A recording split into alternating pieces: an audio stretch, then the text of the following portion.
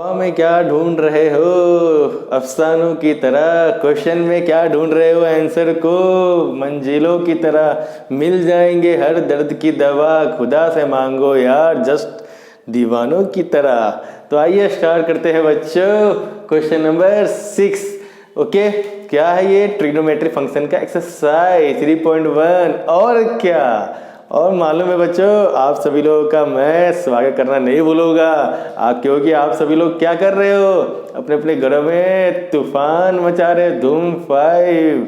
तो भाई आप सभी लोगों का हमारे चैनल शिक्षक महोदय पे हार्दिक अभिनंदन है। तो चलिए स्टार्ट करते हैं क्वेश्चन नंबर 6। तो क्वेश्चन नंबर 6 क्या बोल रहा है बच्चों? देखेंगे यहाँ पे कि if in two circles arc of the same length subtended angle 60 degree and 75 degree at the center to find the ratio of their radii। अरे बहुत ही बच्चा, बहुत ही आसान है। मतलब क्या, आपको रेडियस पता करना है, पहले सर्कल का दूसरे सर्कल का भी रेडियस पता करना है, और जस्ट उनका बस हम रेशियो के टर्म में लिख देंगे, वही हो जाएगा हमारा आंसर। तो चलिए बकवास ना करते हुए स्टार्ट करते हैं डायग्राम, क्योंकि डायग्राम से अच्छे अच्छे लोगों का खुल जाता है दिमाग। तो चलिए स्टार्ट करेंगे बच्चों। तो क्वेश्चन नंबर देखेंगे यहाँ पे 6 का डायग्राम पहले यहाँ पे ड्रॉ कर लेते हैं बच्चों। मान लो ये एक सर्कल हो गया, और मान लो बच्चों ये हमारा दूसरा सर्कल हो गया। ठीक है, थोड़ा जगह नहीं था तो थोड़ा बेंड हो गया, तो इसे डरना नहीं बच्चों, क्योंकि ये हमारा सर्कल है। तो सर्कल है तो पता ही होगा आपको कि भाई ये सेंटर पॉइंट है।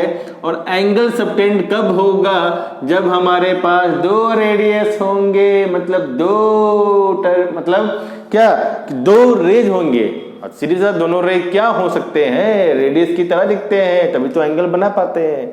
तो भाई जो पहला, जो उस दो रे में जो पहला रे है टर्मिनल रे, दूसरा है इनिशियल रे, जो कि मैंने बेसिक क्लास में ऑलरेडी पढ़ा चुका हूं। तो अगर ना देखा हो तो प्लीज देख लीजिए, मैं यहाँ आई बटन का लिंक दे दूंगा, और डिस्क्रिप्शन बॉक्स में हमारे पास सारे चैप्टर्स जितने अभी तक हमने कवर किया है उसका भी लिंक यहाँ पे प्रोवाइड कर चुका हूं। तो प्लीज फॉलो करना ना भूले, ठीक है? तो चलो बच्चों, यहाँ पे क्या देखेंगे? यहाँ पे हमारे पास क्या हो जाएंगे? दो सेंटर हो जाएंगे बच्चों। तो ठीक है, तो ये हमारा क्या हो रहा है बच्चों? मान लो हमने क्या किया, यहाँ पे ए ले लिया, और इसको हमने दो, यहाँ पे ये हमारा इनिशियल रे, ये हमारा टर्मिनल रे, इसका नाम दे दिया सी। ठीक है, और बच्चों हम लोग क्या करेंगे, यहाँ पे भी ले लेंगे। तो यहाँ पे हमने नाम दे दिया मान लो सी, और यहाँ पे नाम दे दिया हमारे पास डी। सी के लिए कोई जगह नहीं था बच्चों, तो माफ करना, हमने सर्कल के अंदर सी नाम दे दिया है। क्या सी दे दिया अंदर, लेकिन टेंशन नहीं लो, जगह होता तो सी बाहर दे देता इसकी तरह, कोई बात नहीं, वहां दे देंगे। आप लोग तो प्यारे बच्चों, समझ ही जाओगे, इतना तो इंटेलिजेंट हो। ठीक है, तो ये भी हमारा इनिशियल रे, ये टर्मिनल रे, इनिशियल रे और टर्मिनल रे। ओके, अब हम देखेंगे बच्चों यहाँ पे क्या, कि इन दोनों के बीच जो एंगल सबटेंड हो रहा है वो हमारा थीटा है 1 हो जाएगा यहाँ बच्चों, और ये हमारा थीटा 2 हो जाएगा बच्चों। और ये जो हमारा ओ ए जो रेडियस है, इसको हम मान लेते हैं R1, और ओ यहाँ पे मान लो बच्चों, और सेंटर पॉइंट यहाँ पे मान लेते हैं इसको भी O। ठीक है, तो OC और OA R1 हो गया, तो ये रेडियस का नाम दे दो R2 बच्चों। ठीक है, और गिवन क्या दिया हुआ है बच्चों? देखेंगे यहाँ पे कि गिवन ऑलरेडी देखा है क्या, कि भाई ये जो आर्क है कौन से, ये मान लो फर्स्ट सर्कल हो गया हमारे पास, लिख देता हूं मैं फर्स्ट सर्कल।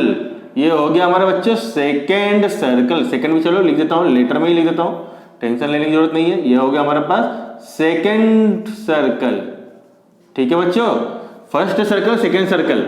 ओके, तो फर्स्ट सर्कल का जो ये आर्क है ना बच्चों, ये जो आर्क देख रहे हैं बच्चों, जो आर्क बन रहा है हमारे पास, कौन सा? Minor arc. ठीक है, ये आर्क, और यहाँ पे बच्चों ये जो देख रहे हैं आप, ये वाला जो आर्क है, क्वेश्चन के हिसाब से क्या दे रखा हुआ है बच्चों? देखिए ध्यान से, ये जो आर्क है और ये जो आर्क है, दोनों आपस में क्या है? सेम लेंथ है बच्चों। देखो, arc of same length subtended angle, बस थीटा यहाँ पे डिफरेंट बन रहा है। तो थीटा 1 ऐसे भी हम लोगों ने ले रखा हुआ है, तो थीटा 1 क्या है यहाँ पे?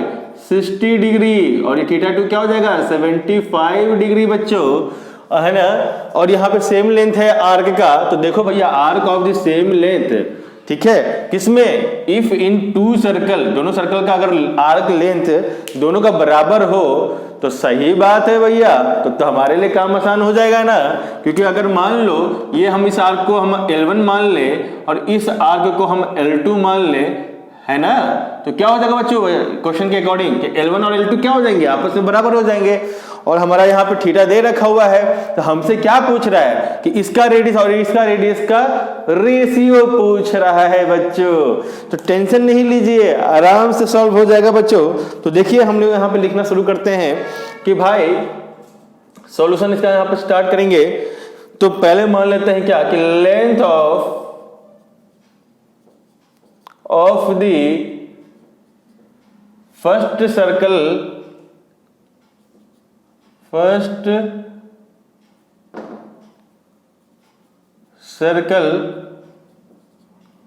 आर्क, कौन सा सर्कल का भैया, तो फर्स्ट सर्कल का जो लेंथ का जो आर्क है वो क्या है हमारे पास बच्चों, L1 हो गया। फिर बात कर लेंगे length of the second circle arc equal to हो गया बच्चों L2। आ रही है ना बात बच्चे हमारे पास, तो हो गया हमारा L1 एंड L2। और यहाँ पे हम क्या लिख पाएंगे बच्चों कि अकॉर्डिंग टू द क्वेश्चन, क्या यहाँ पे आप मेंशन कर दीजिए कि अकॉर्डिंग टू द क्वेश्चन क्या लिखा हुआ है कि arc of the same length, तो क्या हो जाएगा L1 और इक्वल टू L2। क्यों, क्योंकि क्वेश्चन में दे रखा हुआ है यहाँ पे, ठीक है, तो ये क्वेश्चन में दे रखा हुआ है, ठीक है, क्योंकि क्या है यहाँ पे arc of the same length, ये गिवन है बच्चों, लेंथ ऑफ टू सर्कल, ठीक है बच्चों, ये गिवन दे रखा हुआ है। और आपको पता है कि length of circle length of the arc कैसे निकाला जाता है, फॉर्मूला तो पता है बच्चों आपको। तो लिखो बच्चों यहाँ पे, तो लिखेंगे यहाँ पे क्या कि लेंथ ऑफ फर्स्ट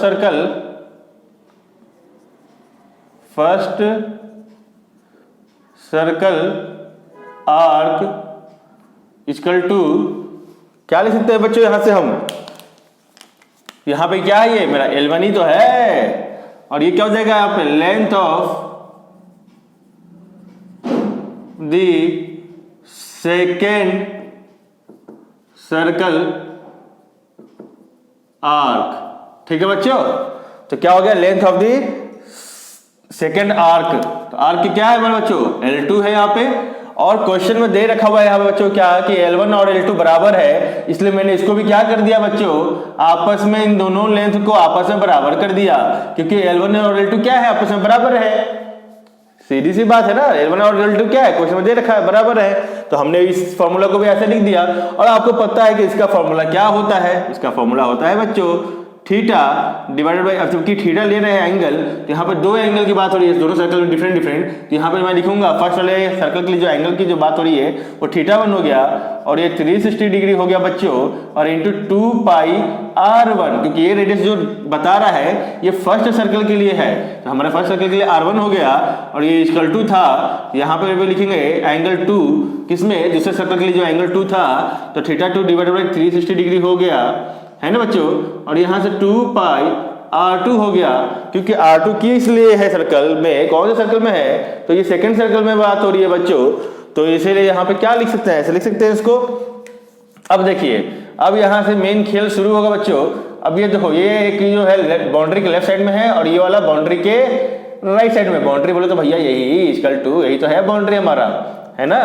तो अब देखो, अब क्या कर सकते हैं, इसको कट कर सकते हैं ना यहाँ से, और ये 2π भी कट हो जाएगा ना बच्चों, है ना, और θ1 का वैल्यू रख दो ना बच्चों, तो टेंशन लेने की जरूरत ही नहीं होगा हमारे पास। तो θ1 इक्वल टू क्या है 60 डिग्री, तो 60 रख दो, और इंटू r1 हो जाएगा बच्चों, और θ2 क्या है तो 75 है बच्चों, और इंटू r2 है। और हमें क्या करना है क्वेश्चन में बच्चों, find the ratio of the there radii, तो दोनों रेडियस का, दोनों सर्कल का रेडियस का हमें रेशियो फाइंड आउट करना है। तो फाइंड आउट तभी कर पाएंगे ना बच्चों जब इस r2 को इस r1 के नीचे लिख देंगे तो रेशियो बन जाएगा, और ये इसको नीचे चला जाएगा, क्यों? क्योंकि भैया ये क्या है, मल्टीप्लिकेशन में है और ये भी मल्टीप्लिकेशन में है, तो हम इसका वाला पार्ट इसमें ले आएंगे R1 बाई R2, तो आपको पता ही होगा बच्चों, और ये 60 इसके नीचे लेके चले जाएंगे 75 बाई 60, तो हो गया रेशियो। और देखो ये बच्चों कट होता है क्या, तो कट हो जाएगा मेरे ख्याल से बच्चों। कैसे? तो 5 से कट करके देख लो, तो 5 1 जा 5 और 2 कैरी गया, तो 5 5 जा 25, 5 1 जा 5, 5 2 जा 10। अब ये कट होगा क्या बच्चों? हाँ, फिर से कट हो जाएगा बच्चों। तो कैसे? तो देखो भाई 3 से, तो 3 5 जा 15 और 3 4 जा 12, तो हो गया ना बच्चों आंसर हमारे पास। क्या लिखेंगे कि अपन लोग कि और R1 रेशियो R2, यहाँ पे क्या आया 5/4 आया ना बच्चों, 5/4 आ गया। तो R1 रेशियो R2 क्या लिख पाएंगे बच्चों? तो 5/4, तो यही हो गया अपन लोग का आंसर। ठीक है, तो यही है भैया देयर रेडियाई जो निकालना था हमें यहाँ। ठीक है, तो नोट डाउन कीजिए, नोट डाउन अच्छे तरीके से। देखिए इस बात पर लाइक तो बनता है। और एक फॉर्मूला बताने जा रहा हूँ इस अगले क्वेश्चन में, जो बहुत लोगों को कंफ्यूजन होता है।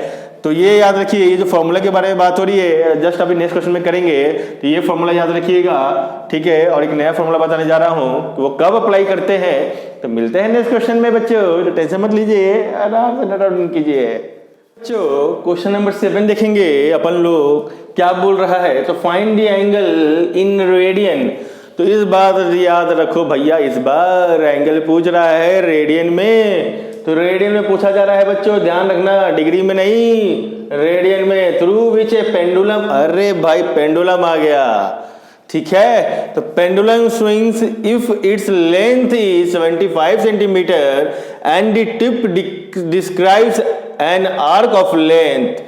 तो भैया यहाँ पे आपको एंगल बताना है रेडियन में जब आपके पास पेंडुलम होगा, और ये पेंडुलम कभी ट्विंग ट्विंग ट्विंग ट्विंग करता रहेगा। पेंडुलम ऐसे तो करता है, पेंडुलम देखा है ना, कभी कभी किसी वॉच के अंदर में भी लटका हुआ रहता है पेंडुलम।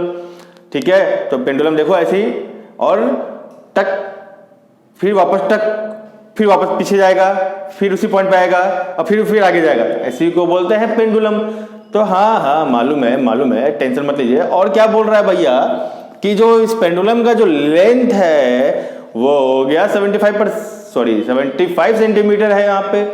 ठीक है, और यहाँ पे जो बात हो रही है कि भैया जो ये टिप कर रहा है ऐसे, तो भैया जो उसका आर्क ऑफ लेंथ है, तो भैया जो ऐसे कर रहा है, आर्क ऑफ लेंथ है वो कभी चेंज होता जा रहा है। तो कभी ए बी का भाई वहां पे जो आर्क होगा, कभी वो 10 सेंटीमीटर हो रहा है। जब 10 सेंटीमीटर आर्क होगा तो भैया उसका एंगल क्या होगा, रेडियन में निकालिए। जब उसका आर्क 15 सेंटीमीटर होगा, ठीक है, यही आर्क 15 सेंटीमीटर हो जाएगा, तो उसका एंगल निकालिए रेडियन में। और जब आर्क 21 सेंटीमीटर हो जाएगा तब निकालिए एंगल रेडियन में। तो घबराओ नहीं बच्चों, देखेंगे, टेंशन लेने की जरूरत नहीं है। मान लो हमारे पास कहाँ है पेंडुलम, यहाँ मान लो पेंडुलम है हमारे पास, यही है हमारे पास पेंडुलम। ठीक है, तो अब मान लो यहाँ पे मैंने क्या किया, एक सेंटर पॉइंट से क्या हुआ, एक कांटा है। ठीक है, तो मान लो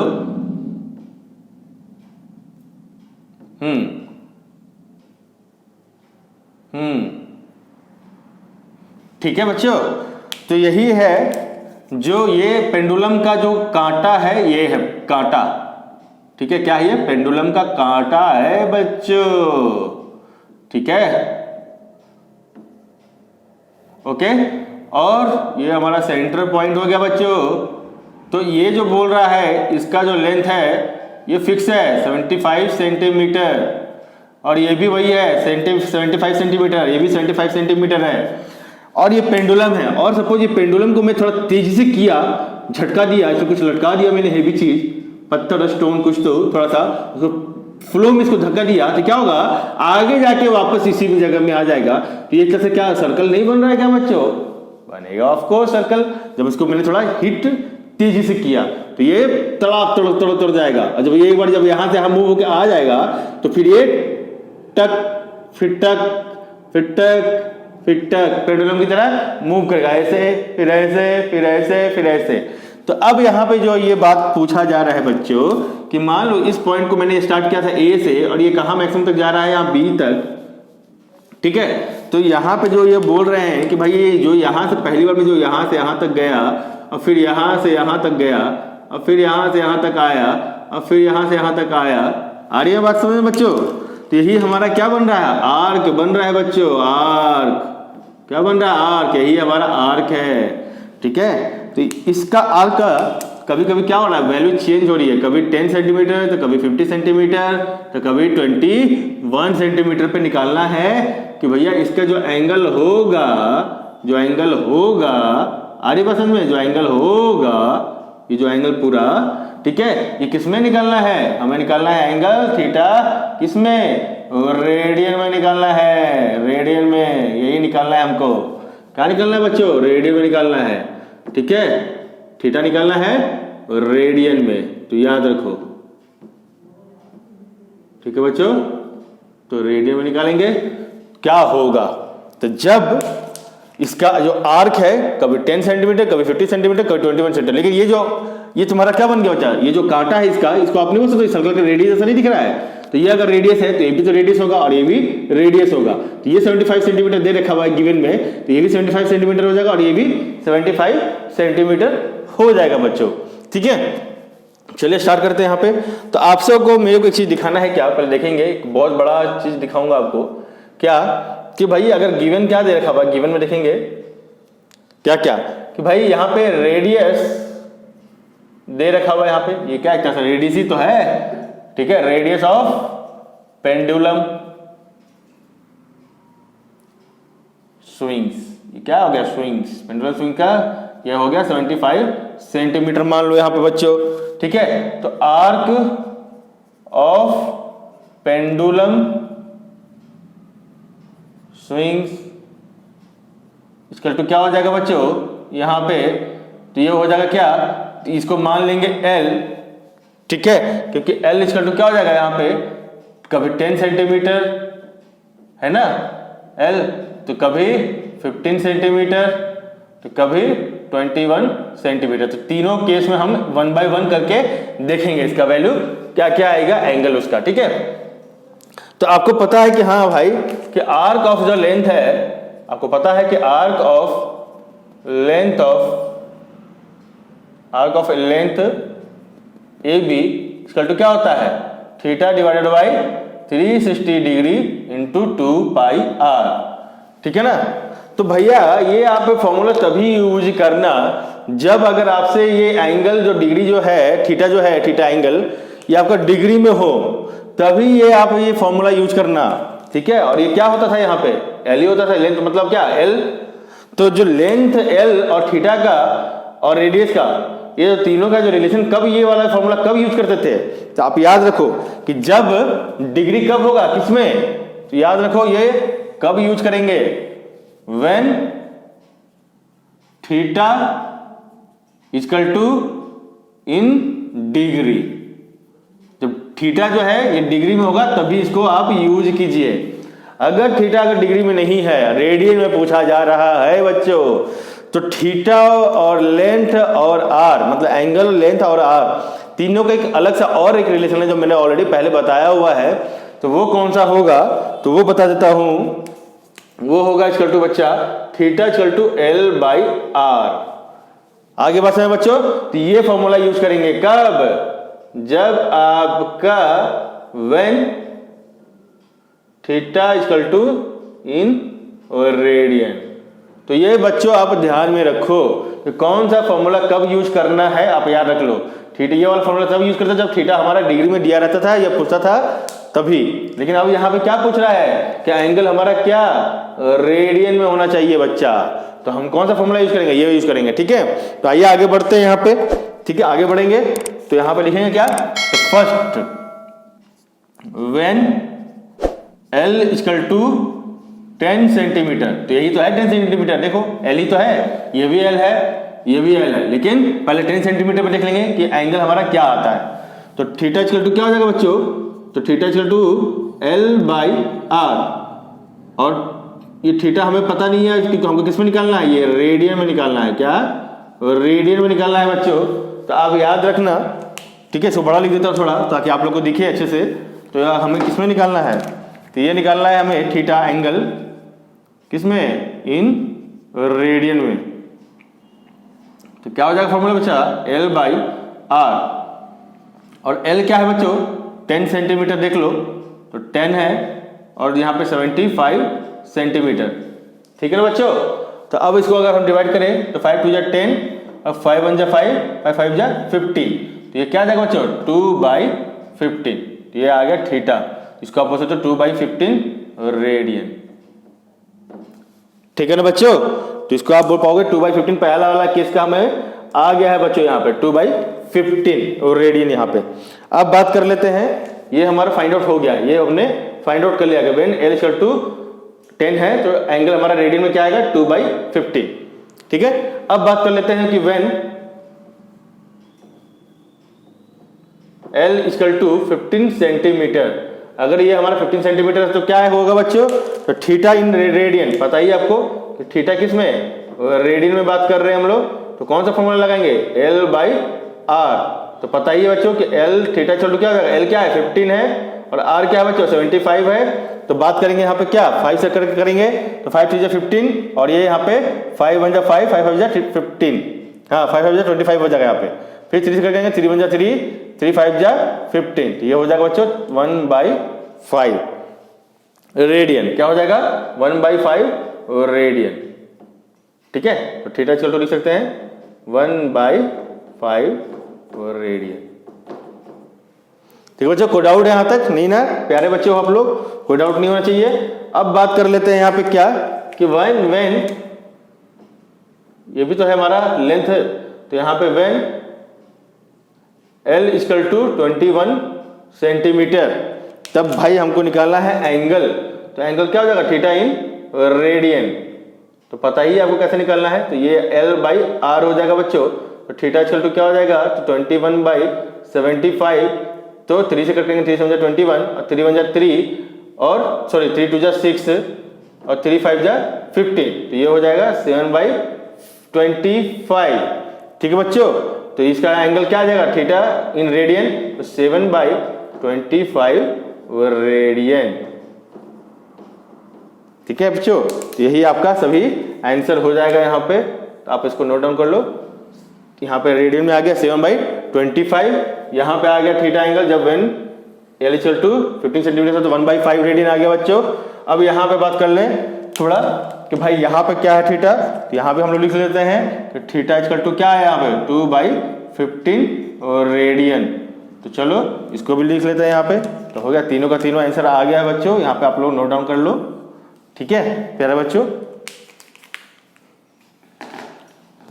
ठीक है बच्चों। तो ये हो गया, बहुत ही इजी सवाल था, कोई टेंशन लेने वाली बात नहीं थी यहाँ पे। तो प्यार से आराम से यहाँ पे देखिए, फॉलो कीजिए। कहीं भी प्रॉब्लम होता है तो कमेंट बॉक्स में हमारे को यहाँ पे कमेंट करके पूछ सकते हैं, ठीक है। तो ऐसे ही इंटरेस्टिंग वीडियो के लिए बच्चों, अगर अच्छी लग रही है वीडियो, क्लासेस अच्छी लग रही है, आपको लग रहा है कि यहाँ पे समझ में आ रहा है बच्चों यहाँ पे, तो प्लीज़ हमें यहाँ पे सब्सक्राइब कर लीजिए, बेल आइकन का घंटा बजा दीजिए ताकि ऐसे ही इंटरेस्टिंग वीडियो नोटिफिकेशन आप तक पहुंचती रहे।